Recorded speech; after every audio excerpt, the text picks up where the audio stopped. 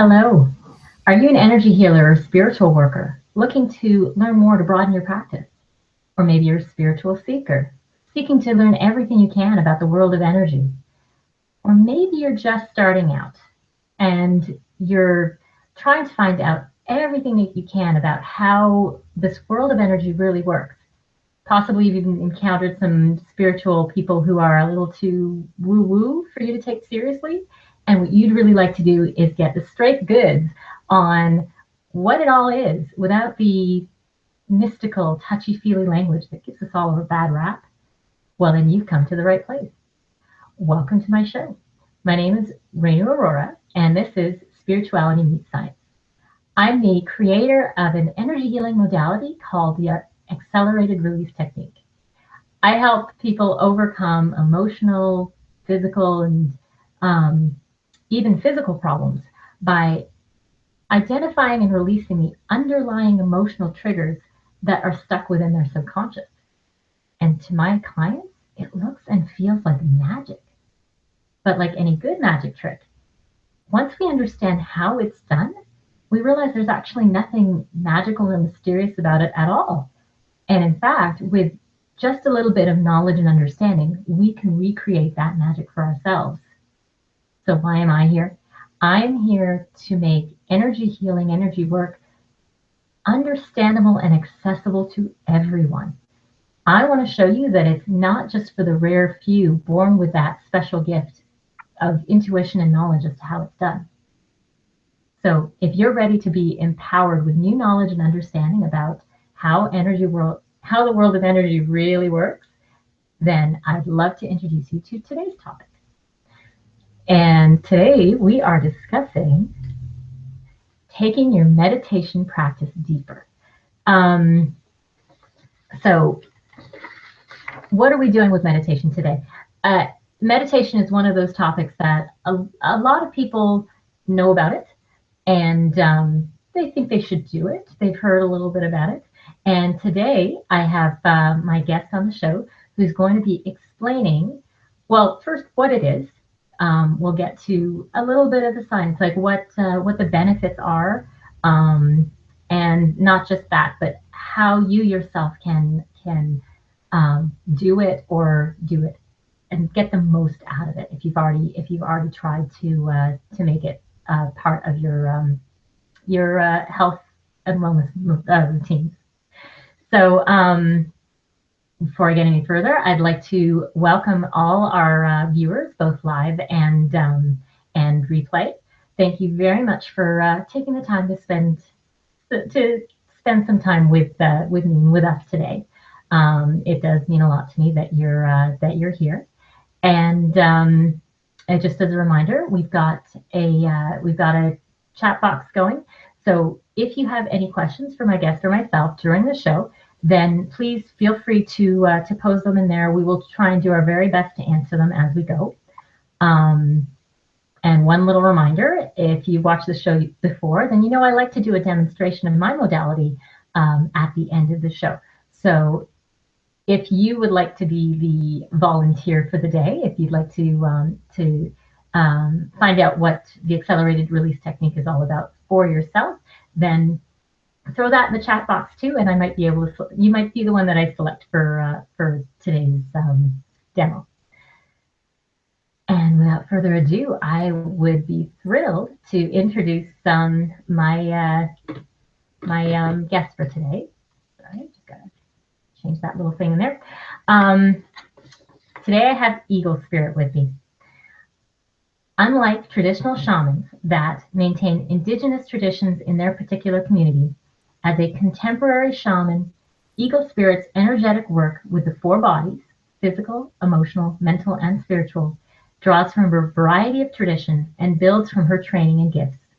For her, the intent is to help people realize how wonderful they are and gently support them in returning to their natural state of being in balance with their everyday world. It is about facilitating a reclaiming of one's true self and returning to daily life feeling empowered. Her latest healing teaching is a meditation program called Portals of Possibility. So thank you so much, Eagle Spirit, for being here. I know you've got years of experience behind you in so many modalities, and I am thrilled that we'll be learning from you today. If you wouldn't mind, tell our viewers a little bit more about yourself. Well, thank you for the invitation. And it really is a joy, especially at this time of the year as we're going through the holiday season, to talk about meditation. Friends used to call me Speedy Girl. And as you mentioned, I've been doing this for over 20 years now. And what I've found in my own personal practice is the slower I get, the more present I am, the more blessed my life is. And back in November, I was going for a walk. I walk my dogs twice a day. And there in the middle of the field, I looked up into the sky and the clouds started to part. And all of a sudden I heard portals of possibility. And so when I came back to the cottage, I got quiet and listened to what that was about.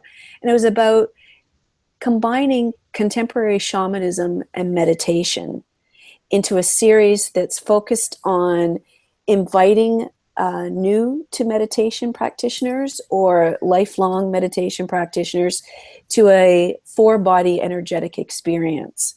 And it's been one heck of a journey. So I'm excited to talk about it with your viewers. That's wonderful. And I am excited to hear all about it. But before we do that, I'm just going to do a really brief bit on practitioner news.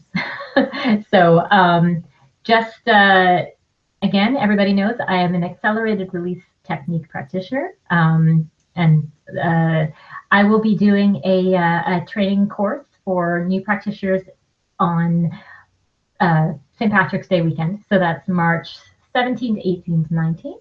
So if you're interested, if you've seen what I do or experienced it so far, then you may want to come out and learn how to do it for yourself. Because that's what I'm all about. I'm about teaching people that that all of this stuff is stuff we can do for ourselves.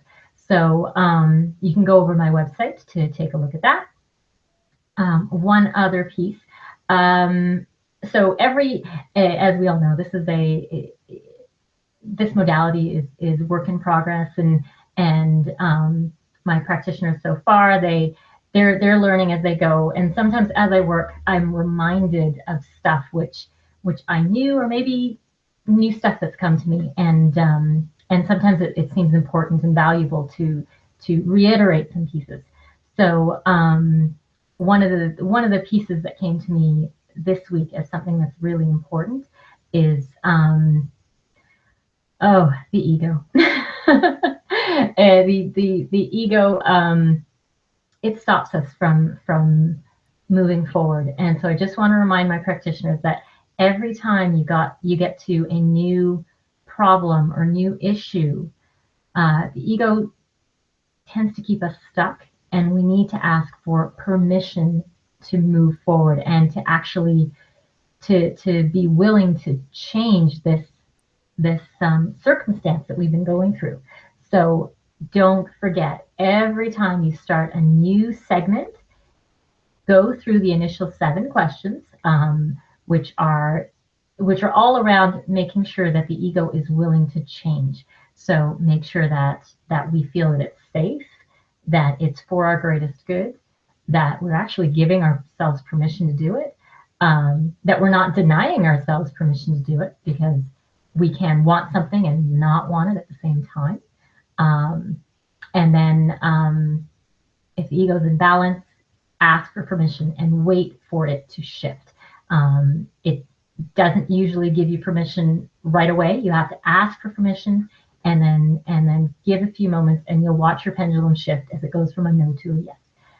Only once you have that permission from the ego will you actually be able to affect change, to be able to get in and start resolving issues. So that's my little practitioner moment. Simple but hugely important, and it makes a really big difference in your sessions. So that was all for my practitioner news. And just as a reminder of our topic, we are talking about taking your meditation practice deeper, So why is this topic important? Well, it's like I said earlier, it's a lot of people, we know about meditation. This is something that's been around that people have talked about for a very, very long time. So there's a long history of hearing, well, meditation is good for you. And so we get that. So and I'm all about getting to the science underneath things. Well, meditation is a spiritual practice. And it's one of those ones where spirituality and science converge, but we don't really admit that it is a spiritual thing. And there is science underneath it. There is years and years of history of demonstrating that it does have a very potent effect on people's health and well-being. So today, because it's something. See, this is one of those rare topics where I get to talk about something that is so generally accepted, but people and it's easy to tap into. So it's one that there's not this sort of cognitive leap to say, oh well, that modality, that sounds really strange. This one people sort of get. So I'm really excited today that we have EagleSpirit to help everybody make this one truly accessible, because it ought to be. It's one that anybody can do, and she's gonna show us how and tell us a bit more about it. So I'm quite thrilled, and I'm without further ado, once again, let's get to this. So EagleSpirit, I'm going to have you describe it because you know best. What exactly is meditation? So for those of us who maybe don't fully get it, maybe you can explain it in a way that we'll all understand, or put it into a perspective which we can relate to it. Well, Renu, I loved your intro, and it made me smile because you're talking to someone who may be perceived as airy-fairy. but I'm extremely practical, and to me, meditation is extremely practical. Really, all it simply means is oneness. It's a place where your mind gets quiet and there's a unity consciousness. So you really do experience there is no body, there is no personality. You mentioned ego just a moment ago. Like, you go out and beyond these limiting ideas of who you actually are. And great yogis will tell you, and I learned as I was being trained at Kripalu back in the 90s now, that really if you have that one-mindedness, that connection, that unity consciousness, and you can maintain that for 2 minutes, then you're as great as the Dalai Lama, as great yogis, because many people will sit on their pillow and be quiet outwardly, but inwardly their mind is quite busy. So truly, meditation, I'm going to tell a few secrets today, because meditation can be done anywhere. It can be done in a variety of different ways. The thing is, the goal is always the same, and that is to be quiet and return and reconnect to the peace that you naturally have within you. So I absolutely agree with you. Anyone can do it. You don't need a fancy course. You don't need a fancy teacher. You don't need a fancy, it's great. It's not like going to the gym where you need the shoes and the special outfit and the whole bit. You can do it anywhere at any time. And I find the more that you slip into this unity consciousness where you are one with everything, something that empaths do naturally, and truly that's often who I see most as my clients, because of the Empath 101 program that I created, an empowerment program for sensitive souls. But anyone can do this. Anyone can be connected and feel at peace and at one. And this is extremely important right now with 2016 kicking a lot of butts as December comes to a close. Mm-hmm. So having those moments of peace, even if it's only 2 minutes, can make a world of difference for yourself and your own well-being, but also for those relationships that you're in with family, with friends, with colleagues, with the people that you serve as practitioners, as I know that many of your viewers do healing work as well. Okay. All right. So now I've got a couple of questions I want to ask there. I'm just going to slip one in because you talk about doing it for 2 minutes. I've always been under the impression that, when you're going to meditate, you got to set it aside like a half an hour block of time, or at least 15, 20 minutes or something like that. So you're saying that even a couple of minutes is enough to get some benefits out of it? Even a couple of minutes is such a blessing. You think about that. I know you're a busy mom as well as a busy practitioner. And so when I say to clients, oh, build 15 minutes into your day, they go, oh my God, I can't do it. Yeah. There's that running joke about if your mind is very busy and you're feeling very frustrated, you need clarity, stop and meditate. Oh, but I'm so busy. Well, stop and meditate for even longer then. You can. But frankly, even if you get a few moments of mindfulness, it can make a huge difference to your day. And that's why some people prefer to do their meditating first thing in the morning, mm-hmm. to set the tone of their day, or last thing at night, so that their mind will relax and not pop up at 3 a.m. with all the things they woulda, shoulda, coulda done during the day or looking forward. The reason why I said some people might say I'm airy-fairy is I think that I'm often a rule breaker. Mm. So people are going to should on you, right? They're going to tell you should do this, you should do that. I do not do that. I invite you. It's an invitation. You could meditate for a half hour and bless you if you have that time in your day. But frankly, even if you can get a few moments, coming back to center, feeling grounded and connected, aware of your breath, quieting your mind, then you've given yourself a huge gift for yourself and those you're connected to. Wonderful. Yeah. I can't wait till the later part where you're going to ask you to actually give us some tips and tricks. I'm thinking, okay, grocery line. I can idea. Spend a few minutes there. I'll give you a tip on a great book too. I don't know if you've ever heard of Thich Nhat Hanh. He's a Vietnamese Buddhist monk. Okay. And when I read his book back in the 80s, Peace is in Every Step, I was thrilled to find out that meditating was not about sitting cross-legged and contemplating your navel. Most of us can't sit still that long, right? And so in his book, and I would totally recommend it to your viewers, he talks about meditation, washing the dishes, meditation as you're driving, using the stoplight to be a call back to center, meditation every time you hear the phone ring, stopping for a moment, meditation, smiling and coming back to center.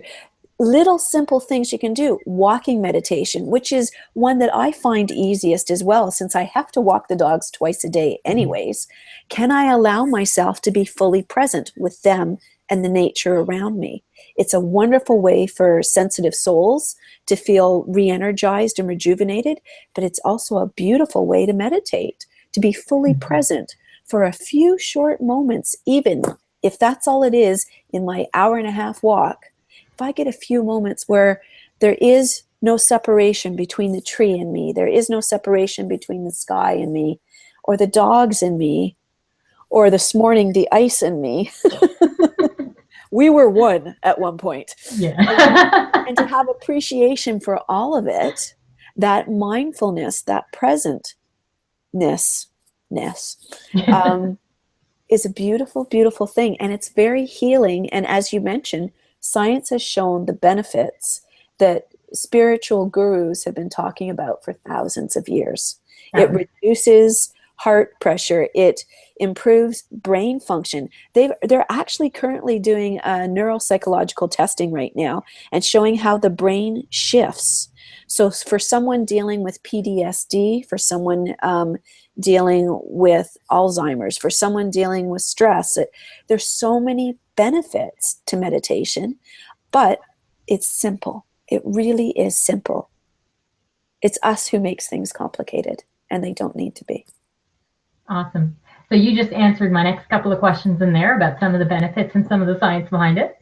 So how about you tell us a bit about your, because this is, for my viewers, EagleSpirit and I chatted a little bit about her portals of possibility earlier, the fact that she works with 4 bodies. And so I would love to hear, well, I'd love for you to share with our viewers a little bit more about how your meditation series works. The Portals of Possibility was this amazing, I always say I co-create with spirit. So I get ideas, and then it's like I'm taking dictation. Okay, what do you want me to do next? And in the Portals of Possibility, what it did was really bring together my work with the 4 energetic bodies with different types of meditation. And so in November, it was a 4-week series. The first meditation was dealing with the physical energetic body. And so we did a guided meditation through the energetic body, allowing participants to really become aware of what their body is trying to communicate with them. The second week and that was connected, because it was the physical energetic body, connected to earth energy.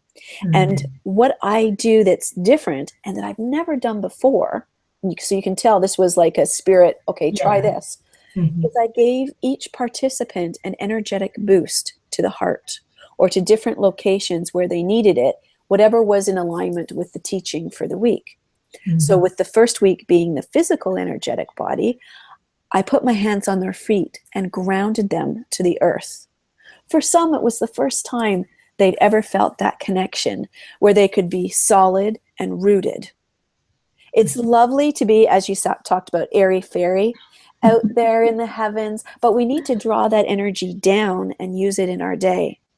So the first week was about the physical energetic body. The second was about the emotional energetic body.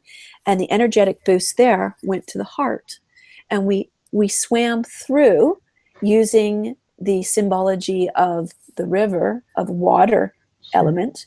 So thinking of the shamanistic perspective, we swam through the emotional body and made friends with what was there. Because as I teach in Empath 101, every emotion is there. It's an energetic cue trying to teach us something. Get the information and you can release the emotion. I imagine that might tie into your work as well. Yeah, somewhat, for sure. And then the third week was the mental energetic body. And so we had the opportunity to connect to people's guides, doing a guided visualization with that. And I activated the pineal gland. So again, they could open to greater awarenesses.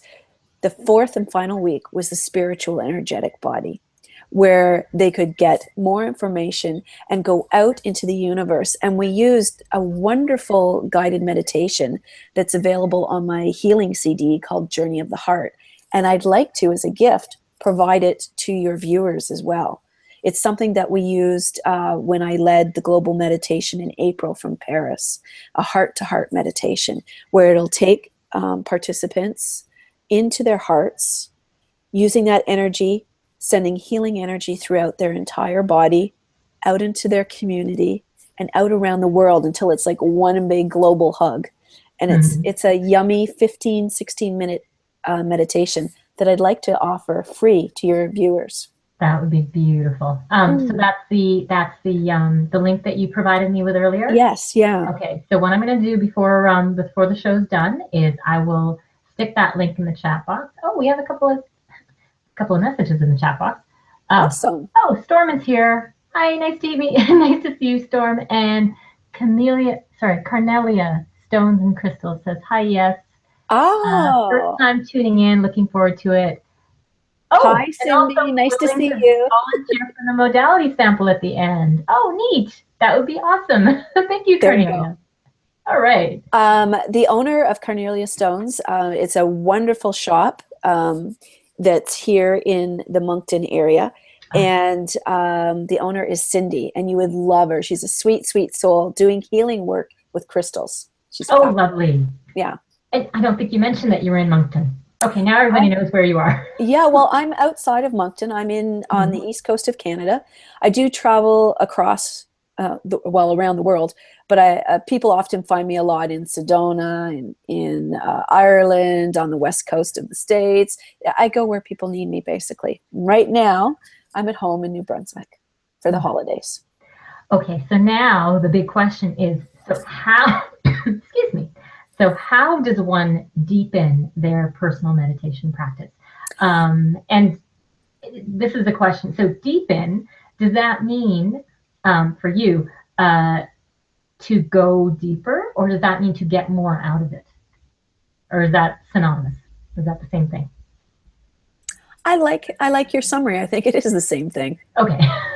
I think when we're present, that's our place of power. And so if you're deepening in and you're becoming more present, it's not about comparison. It's just about, am I here today? Right.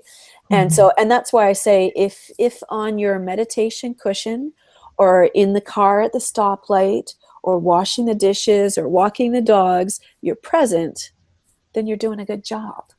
You're doing a good job.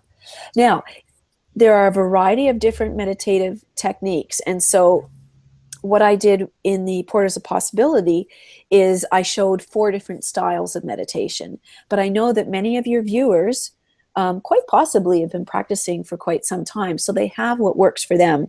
And so I have a few tips if you want to take your own style of meditation more deeply. Of course, one thing is expanding the length. Yes, you can meditate for 2 minutes. And if that's working successfully for you, maybe you want to expand that to 10 minutes. Imagine 10 minutes where your mind is quiet, where you're centered and balanced, and you have the opportunity to really recharge your energy. That would be yummy. You may also want to think about how often you do it during the day. I mentioned some people prefer to do it first thing in the morning or last thing at night, but because meditation really is a unity consciousness, you can do it anywhere. So imagine, as you said, Renu, in the grocery line, what if you become one with the grocery cart, with the person in front of you who has 10 items in the 8 item and less line? What if, you recognize there is no separation? Surely that would make your experience more enjoyable. So how often you do your meditation practice can make a difference. Also, you may want to think about joining a meditation group rather than meditating on your own. I find that the group energy raises the vibration even further, and often participants get more aha moments and even deeper healing opportunities because they're in a safe, supportive environment. You may want to even think about doing a meditation retreat. There's a number of them on the East Coast. I can tell you where I first really started meditating in a group was with my yoga teacher back in the 80s. And I do remember one time, because I was new to this, and as I said, I was very much a busy in my mind sort of person way back then. This is like 30 years later. I've learned that it's much easier and far more effective to be present and aware, whether racing ahead to the future or being concerned about the past.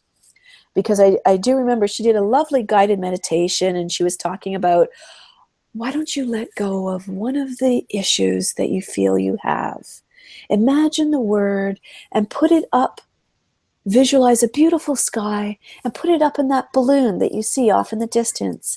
And with every exhalation, the balloon goes further and further away. Well, I huffed and I puffed for 3 times. I'd sent the balloon further away, and I was ready to get on to the next thing. Clearly, I wasn't really a good meditator back then.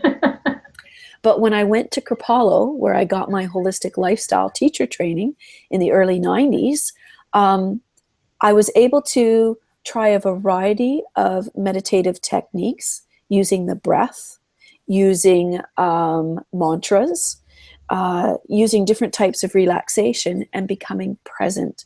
And it was a huge, huge gift. So think about how often you do it, how long you do it for, what is your intent? You can always turn the intensity up by focusing, becoming more focused, and having a very clear intent. think about practicing with a group as opposed to or complementing your solitary practice.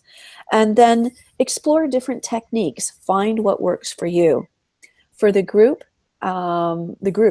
that have done the Portals of Possibility meditation, having that energetic boost was something brand new to many of the practitioners who've been doing it for years. It took them deeper. And so combining the energy work with the meditation was a way to deepen their meditation practice. So there's a variety of ways that you can do it. Wonderful. That will be very helpful to our viewers, as will the guided meditation, which I'm going to go ahead and put that up while we are at the end of our show time. But this is the perfect time for anybody who wants to zip out and do that meditation. Although Cindy, it's Cindy, right? Yep. Cindy of Cornelia Cindy, Stones. are you still here? Because if you're still willing to do that demonstration, be my volunteer, then that would be lovely to have you. And let me just quickly thank you so much for being here, EagleSpirit. It was really so enlightening and so I feel like I have to use the word yummy. It's one of my favorite words. It's a delicious word. So thank you so much. Thank you for having me, and I'm wishing you a wonderful 2017.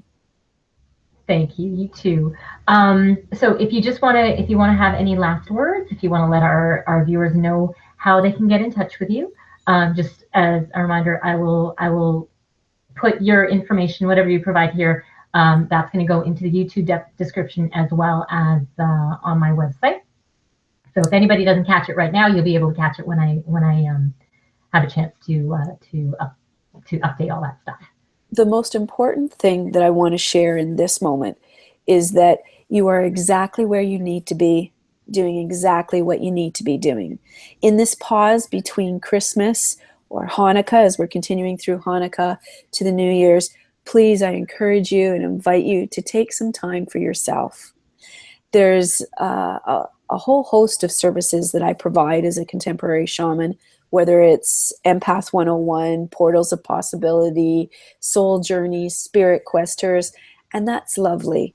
But the most important thing I want to leave you with is just the sense of that as you take the time to return to your own inner wisdom in whatever way is meaningful to you, it's a welcoming home. It's a sense of peace, and you can come back into your power and go out into your world and connect with the people from your heart. And that's how we make this world a better place. To me, that's the most important thing. I'd love to see you over at EagleSpiritJourneys.com, or you can catch me on Facebook. The most important thing is that you be kind to yourself so you can be kind to others. Wonderful. Thank you. Now, just the last thing, all the official business is to let you know about next week. So next week we are going to be talking about the Akashic Records. So that's one I don't know a lot about, so I'm really looking forward to hearing more about that topic. So that's going to be a lot of fun. If you're interested in next week's show or any of the following weeks coming up, then sign up at my website for so you can receive the newsletter to give you a heads up on what's coming up. That you can do at my website. Excuse me. That's healfromyourpast.com. Or you can find me on Facebook. So that's facebook.com/healfromyourpast. Yeah, so that's what we've got today. Again, and if you liked what you saw, please share. Let everybody know that we're out here, and we are trying to, again, make energy work accessible. And I think it's really important. We live in much more than that one-dimensional physical reality. And being such extraordinary creatures, we need to explore our other dimensions. And this is my my purpose for being here, to let everybody know that there's so much more to us. So thank you again, Eagle Spirit. You're welcome to stay, or I hope you have a wonderful day, and again 2017 as well. Thank you so much. So Cindy, if you're still there, and it says you are, so this I'm excited. This is the first one that I'm getting to do through the chat. I've normally had somebody that's one of my guests or whatever. I'm so glad I finally got the chat working. It's actually been kind of a pain, but now I've got it set up so that I can see what you're doing there, and that I can be all set up here. How am I gonna? I moved my chairs. I have been using a desk chair before now, but it wiggles a lot. So in looking at my replay, I discovered I wiggled a little bit too much, but it also means I can't move up. I can't just raise my seat so easily anymore. So, all right. So let's get to what's going on. Cindy, I don't think you've ever been on my show before. So let me first explain to yourself and anybody else who's still watching that the accelerated release technique, ART, what I do for if I'm doing a session with somebody, the way it would normally work is that a person would come to me with an issue that they wanted to work on, and then I would basically talk to the subconscious and find out what's underneath. It's often a life event, or it's a stuck belief, or Julius waves to yes. So Eagle Spirit, somebody's waving at you in case you can't see the chat. But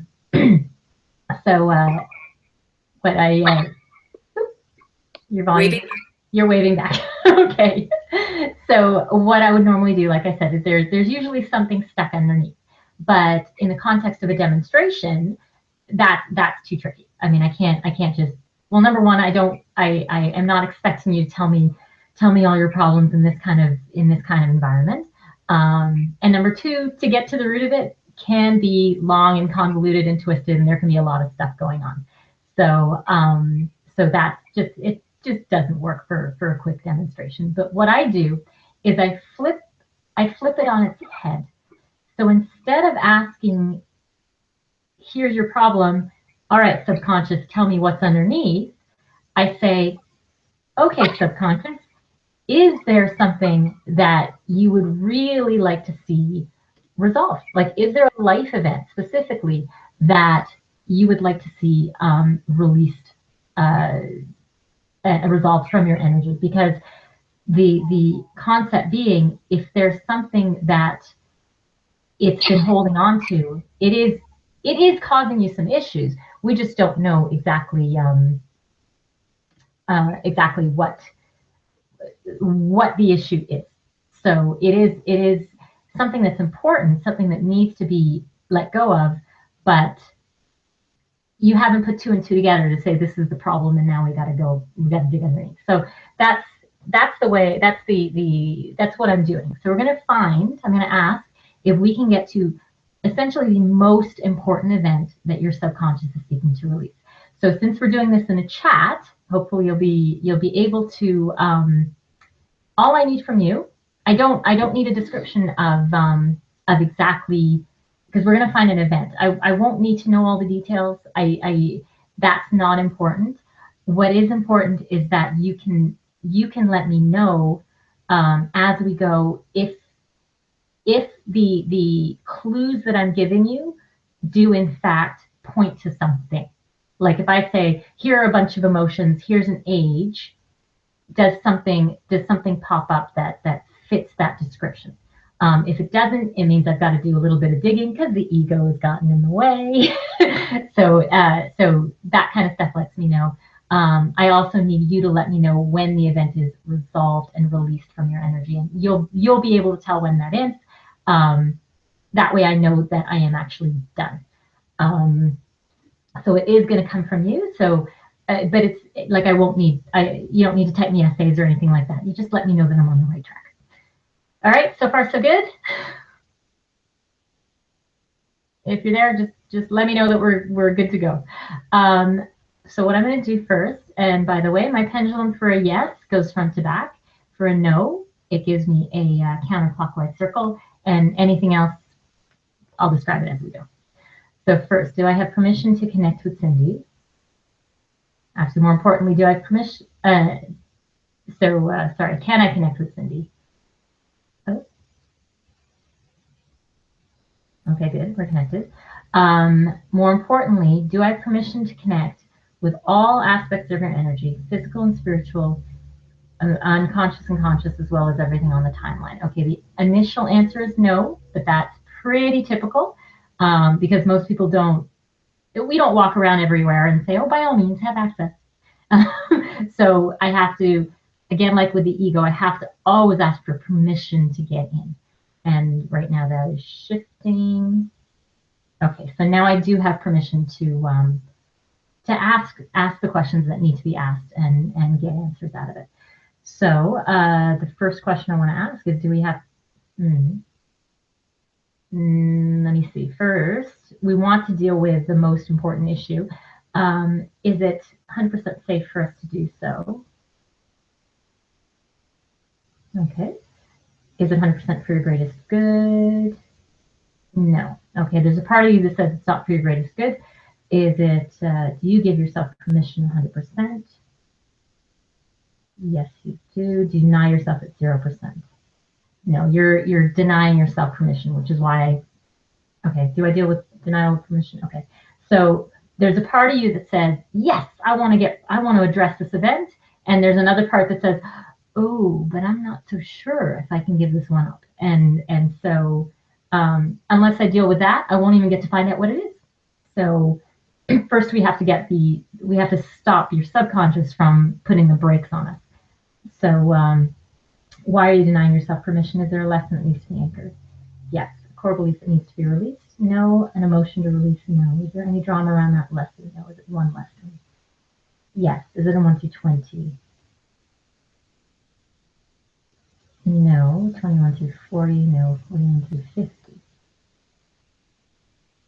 Yeah, there's some drama here. No, there's an intention. It's an intention. Okay. Do we have to do anything to detach from this? Nope. Cindy doesn't want to be part of it, so she's demanded to be detached. She's going to walk away and release it in love and light. Okay. She's still part of this intention. Nope. Is there still a lesson that needs to be anchored? Nope. All right. So now, do you deny yourself permission at 0%? Okay. All right. You give yourself permission at 100. Is it 100% safe? Oh, now it's 100% safe. Is it 100% for your greatest good? Okay, so now there's a part that says it's not safe. Okay, why is it not safe? Is there a lesson to anchor? Nope. Core belief to release. Okay, there's some drama around that. Is that drama be released? Any more drama around that? Nope. Is there still a core belief that needs to be released? Okay, there's something keeping you from getting to this? Yes. Is that an intention? No. Is that a lesson? Another core belief. Okay. Any drama around that? Can that drama be released? Any more drama around that? No. Is there still a core belief? Yes. Is it one core belief? Yes. Is it 1 to 20? 21 to 40? 21 to 50? 21 to 45?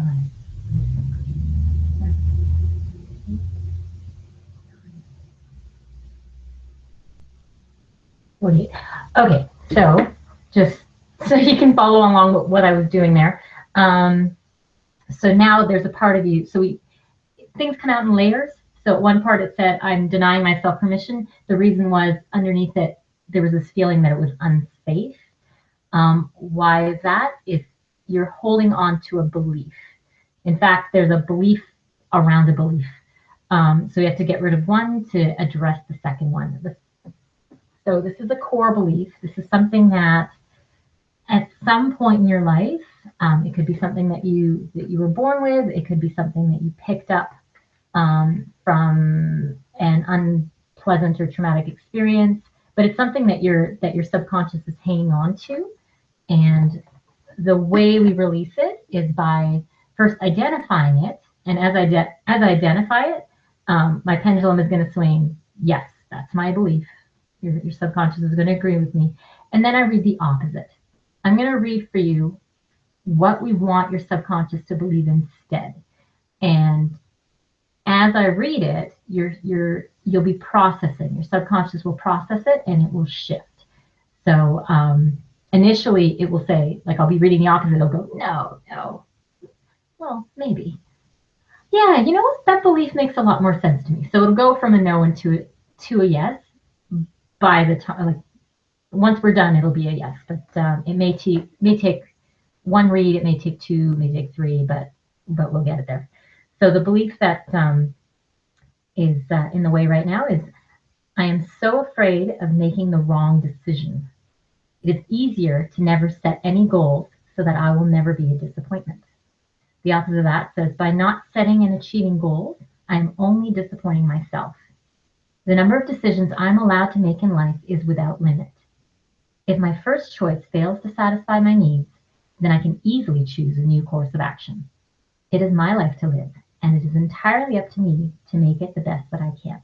So it still hasn't, you can't really see this. There we go. Still hasn't completely shifted, so I just need to read it one more time. By not setting and achieving goals, I am only disappointing myself. The number of decisions I'm allowed to make in life is without limit. If my first choice fails to satisfy my needs, then I can easily choose a new course of action.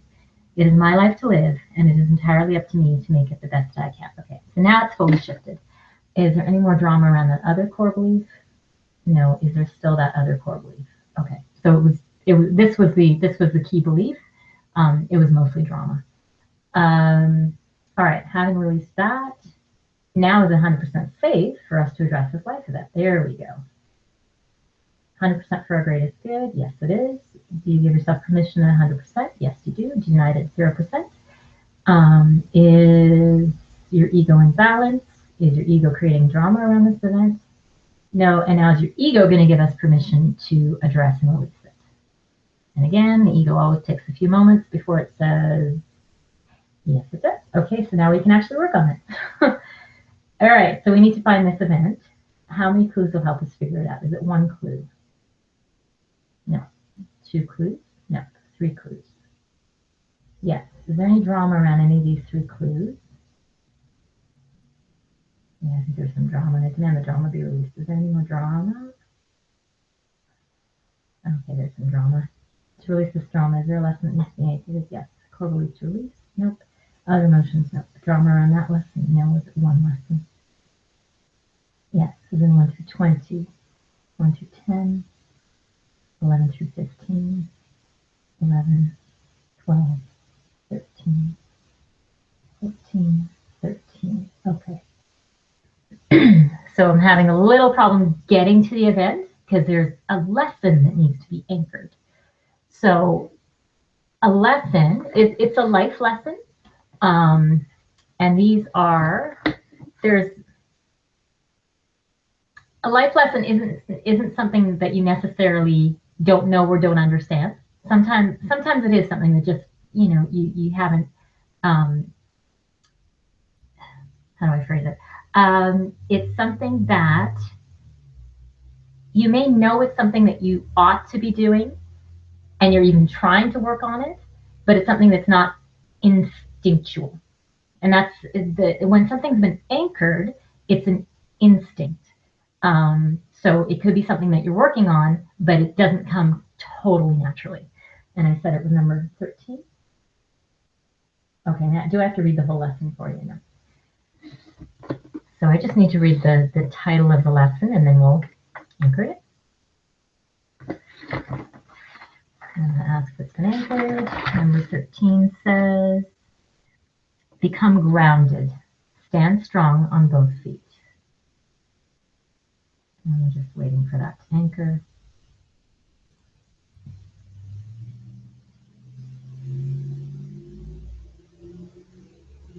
Oh. Anchoring at a few levels.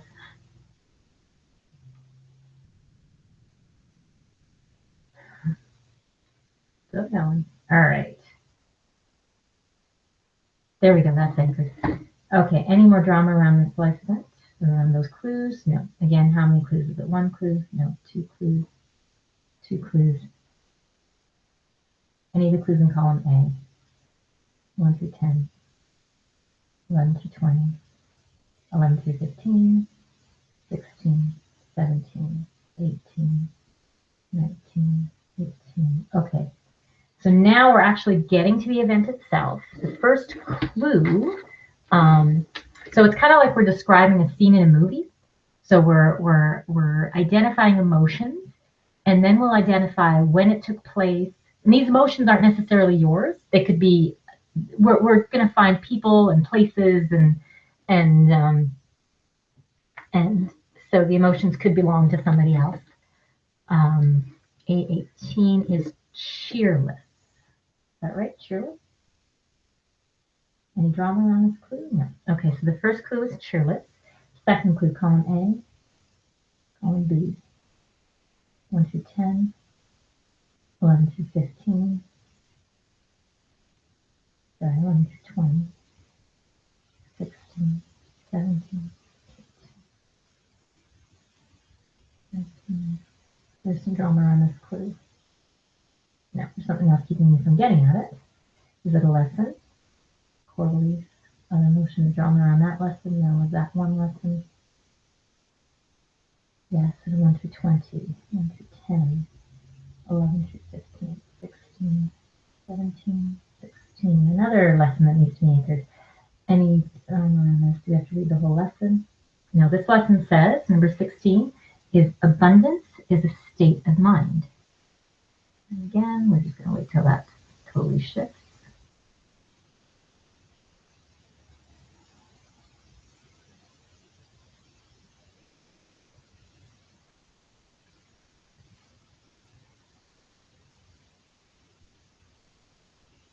Okay.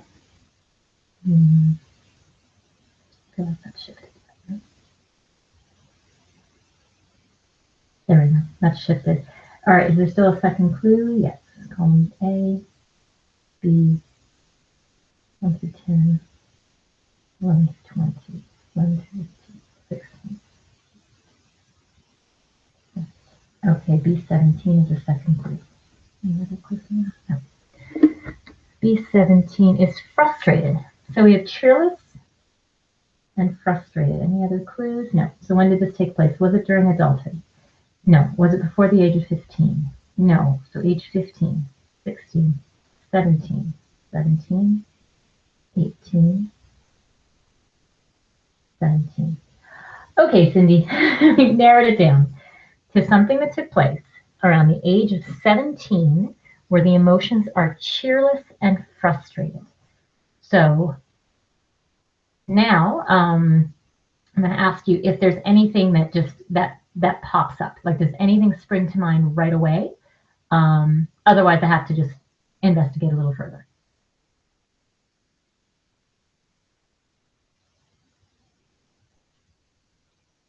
And I'm just going to ask while I'm waiting for your response. Is there a contract associated with this? No. Were there other people involved? How many people? 1, 2,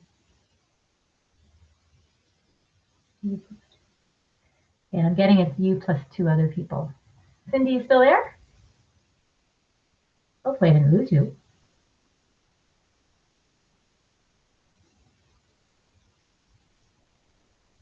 Uh-oh.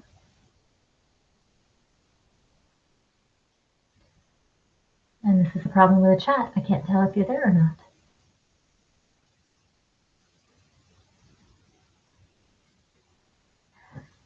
Oh, sigh. I don't know if she's writing a whole bunch of stuff or if she has vanished.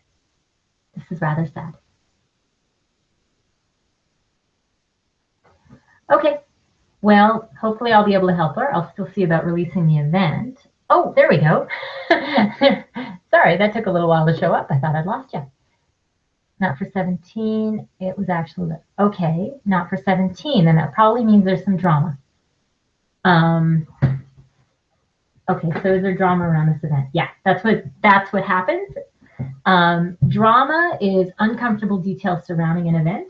So when you can't remember something, that just means, oh, okay, thanks, a delay in the feed. Okay.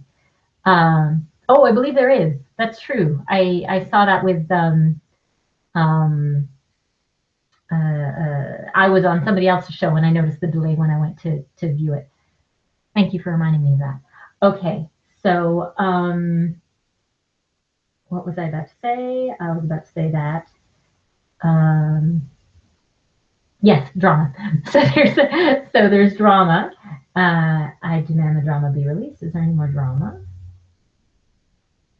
Yes, there's some drama around this. So to release this drama, is there a lesson that needs to be anchored? Yes, a core belief that needs to be released. Yep, some other emotions. Nope, drama around that lesson. Nope, is it one lesson? Yes, is it 1 through 20? 1 through 10? 11 through 15? 16? 17? 16? Lesson 16 again? Okay, do I have to read this out loud this time? Oh, okay. All right, this time, lessons can come up multiple times because there's nuance to the lessons. They have different parts to them. Sometimes it's one thing that needs to be addressed, and other times there's another part that needs to be addressed. Sometimes it's all at a subconscious level, and other times it's at a conscious level. So for this one, what I'm getting is I actually need to read the whole lesson for you because you need to process it at a conscious level in order to release it. So let me grab it. It's number 16 again. And I'm going to ask if it's been anchored, and it's going to anchor while I do this. Move it here. It says abundance is a state of mind. Abundance, or lack of it, directly relates to a belief system located deep within the subconscious. Entitlement to abundance is not based on anything you have to do. It flows to you as naturally as you believe it can. Start to increase your abundance quotient by focusing your thoughts on the value of your self-worth, and also by recognizing and being grateful for what you do already have. When your confidence and self-worth levels expand, they open a runway that continually widens in order to accept limitless amounts of whatever you can dream of from the universe. If you choose to live within poverty mentality, focusing on what you lack and things you can't yet see, then through the same belief system you will continue to struggle against abundance. This type of focus narrows that same runway and immediately creates limits and barriers to the size, amount, and type of things the universe may have wanted to place there for you. It doesn't mean that you can never have abundance. It just means that you have to be open to the belief that you can. Focus on what you want, removing the negative, self-defeating, and limiting beliefs. If you do not have confidence in what you believe you can do or might have, why would it manifest for you, since you wouldn't be able to see or acknowledge it? If you receive a taste of abundance, you might even think it was mailed to the wrong address, waste it, lose it, or simply give it away. When we remain in an unworthy state, it is hard to accept that we might have the things we wish for. When you shift your focus to believe in and appreciate the abundance all around you, as well as within your present existence, the magnetic force this creates will simply bring more abundance directly to you, creating even greater feelings of self-worth. Okay, I don't know if you can see this. My pendulum is doing this little flower pattern, which means that it's like I'm close but on the right track. It's essentially telling me that there's something keeping this from being anchored in. Is it another lesson, a core belief, a feeling? Let's ask if it's an influence. Yes. Outside influence. Oh, inside influence. Part. An outside influence. Okay, is there drama between you and this influence? Yes, I demand the drama be released. Any more drama? No. Is this outside influence still present? No. Okay. So now we release this influence in love and light. Now has this lesson been anchored in? All right. Now that that's anchored and we release that influence, is there any more drama around this event? No. So did it happen at age 17? No, that was the drama leading me on the wrong trail. Was it during adulthood? Yes, it was. Okay, before the age of 20. No, before 25, yes. 21, 2, 24, 23. Okay, Age 23, is that, does that seem to fit better? You said at least not for 17. So give or take, it could be 22, it could be 24, but approximately 23. I'll wait for your answer.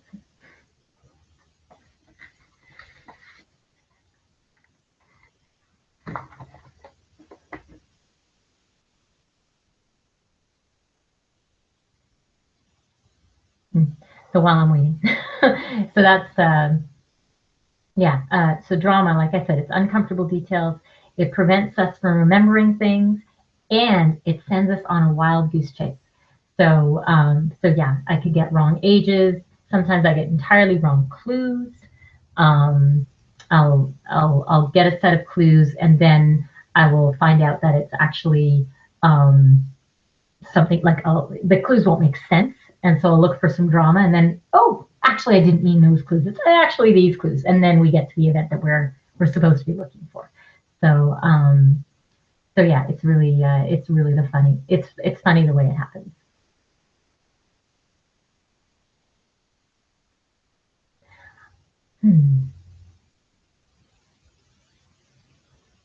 Still waiting, but I know Cindy's out there. Wow.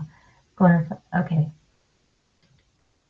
We're happy. Can't think of what could have happened traumatically. Okay. Age 23, 24, and there was happy. It doesn't have to be traumatic. That's important. This is not a traumatic event. This is just an important event.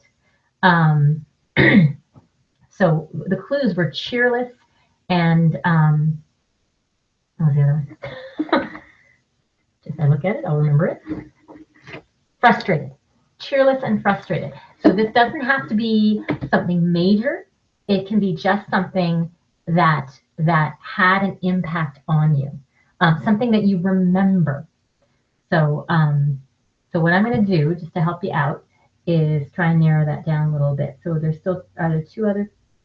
are there other people involved in this event? Yes. How many? 1, 2, 3. Okay. So it was you plus 3 other people. Any of these people family members? Okay. When I get family, I ask about family, I get close but not quite. So is this a person who is close to you who on some level, no, I was going to say on some level you indicate that you think of as family. That's not true. Okay, is this like extended family? Okay, so family, yeah, so not a direct family member, but an extended family member. So, and how many are extended family members? 1, 2, 3. Okay, all 3 of the other people involved were extended family members. Now, were both of those emotions yours? No. Okay, were they the ones who were cheerless? Yes. And were you frustrated? Yes. So were you trying to make them happy about something and you didn't have the impact that you wanted?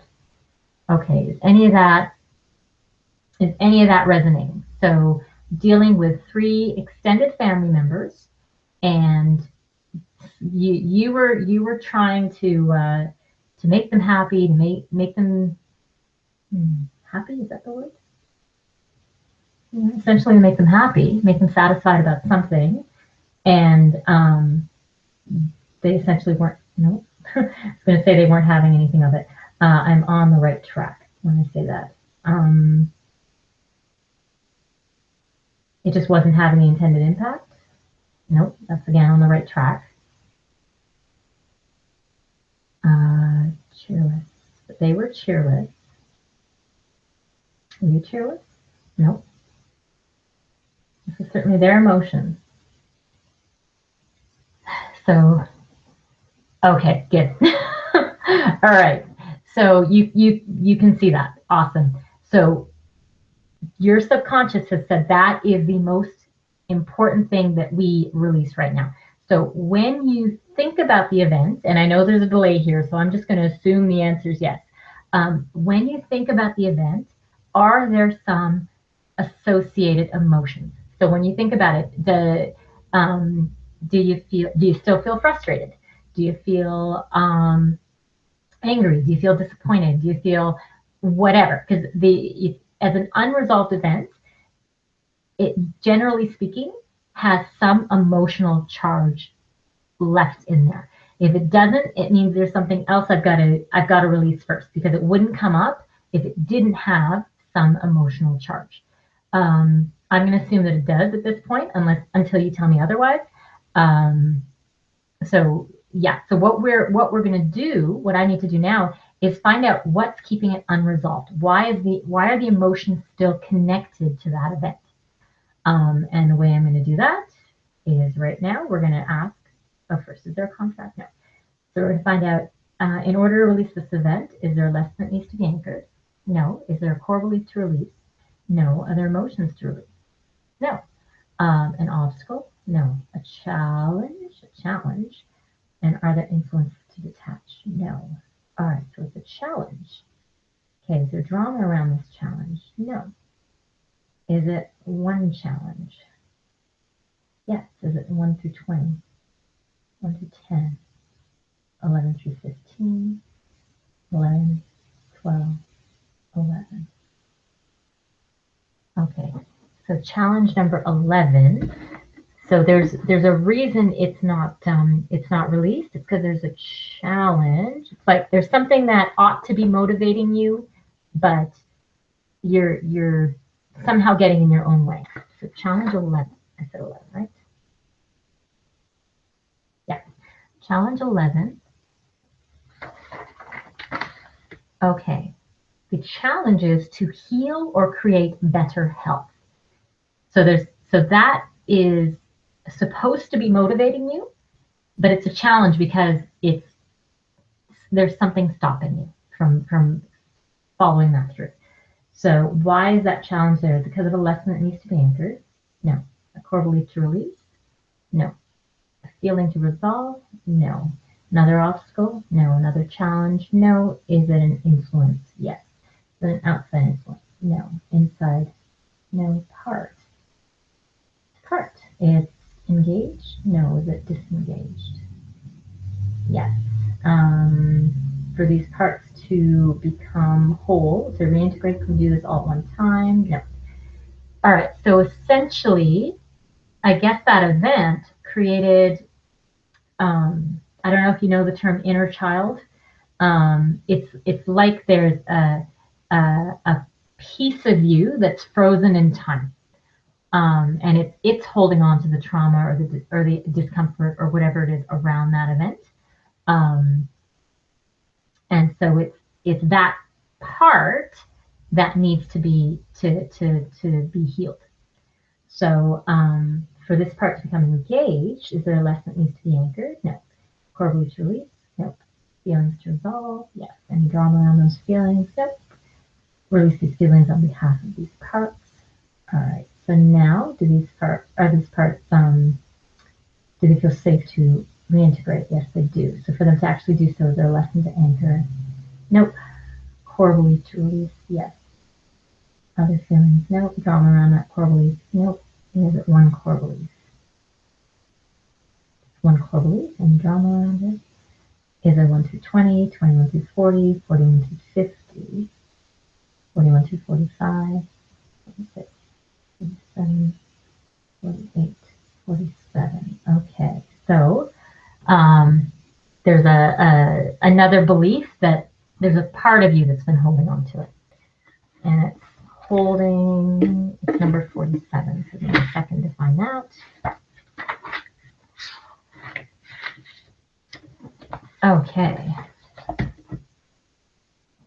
So core belief 47 says, as long as I'm in control, I'll never be surprised and I'll always be safe. Okay. Life is about change and challenge.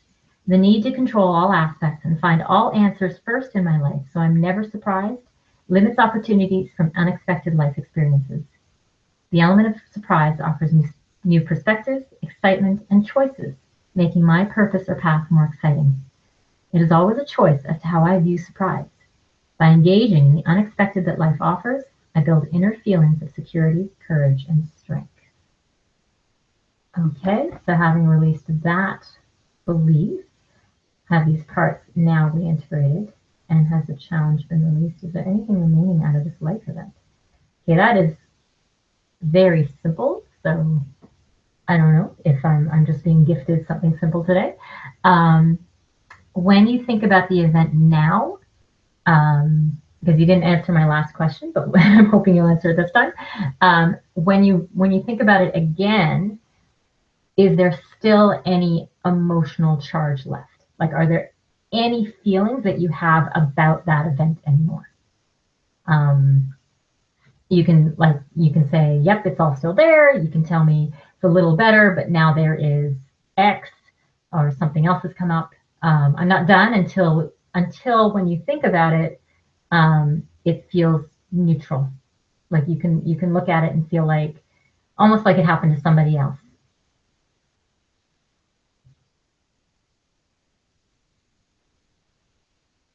I'll give you a second to do that.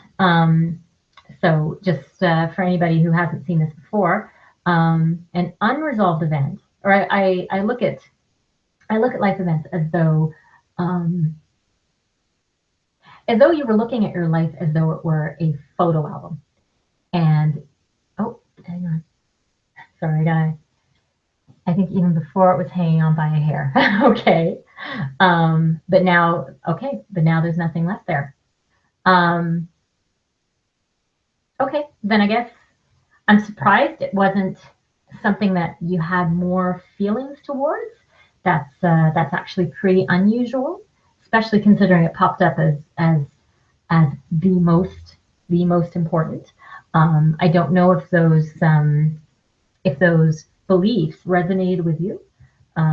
There were the two beliefs about being in control and making the wrong decision. Those ones, especially the wrong decision one, that I had to read a couple of times, and abundance. So I don't know if those have been issues that you've been struggling with, but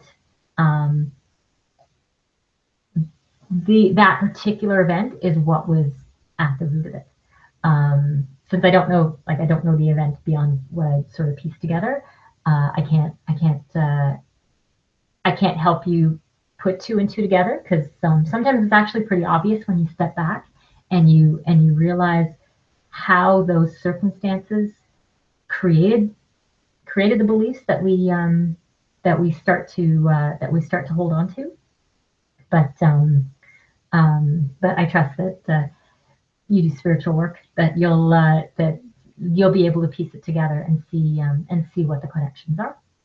So I don't know if you're going to throw in a last couple of comments or anything like that, but that if there's nothing else, if you're not feeling any feelings about it whatsoever, then I guess that one's done. The last thing I want to do is have you feel numb to it. Oh, the abundance one more so. Okay, gotcha. So for anybody who's not reading the chat, I realize I have viewers who can't actually see this.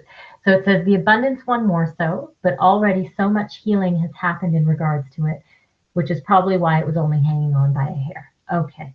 All right. So this is something that you've dealt with in the past, and again, your subconscious was like, no, we really, really, really want to get the last bit of it out because it was so important.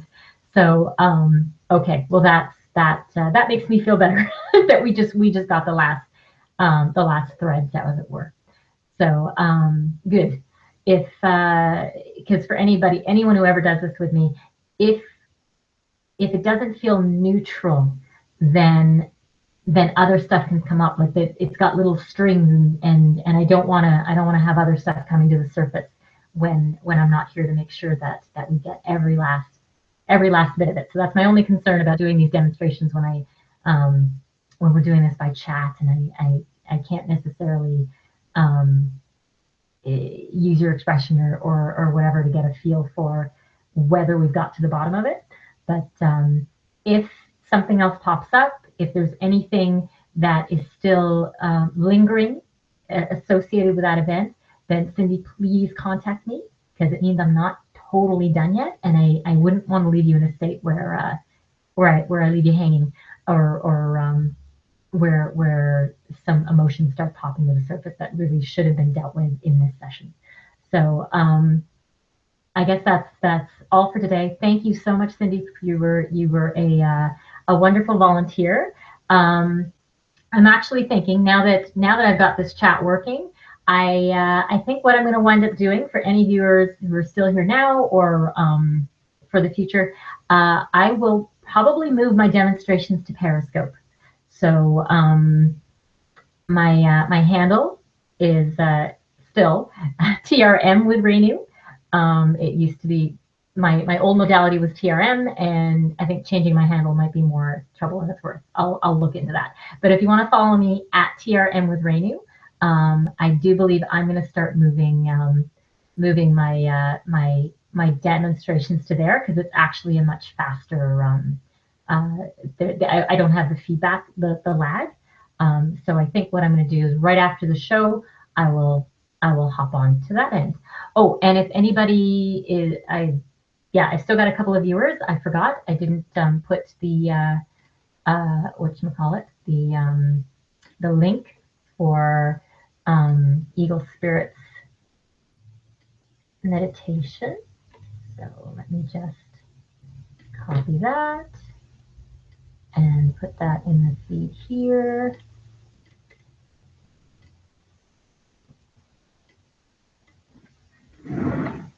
And do that, and there you go. So so yeah, if anybody is still around and wants to go try out that meditation, now is a great time. Otherwise, I'm going to, again, I said I'll put it in the link within the YouTube link, as well as on my website, so you'll be able to catch it at some other time. So again, thank you, Cindy, and thank you to any other viewers that are still watching, and to all my replay viewers. I really appreciate you spending your time with me. God bless.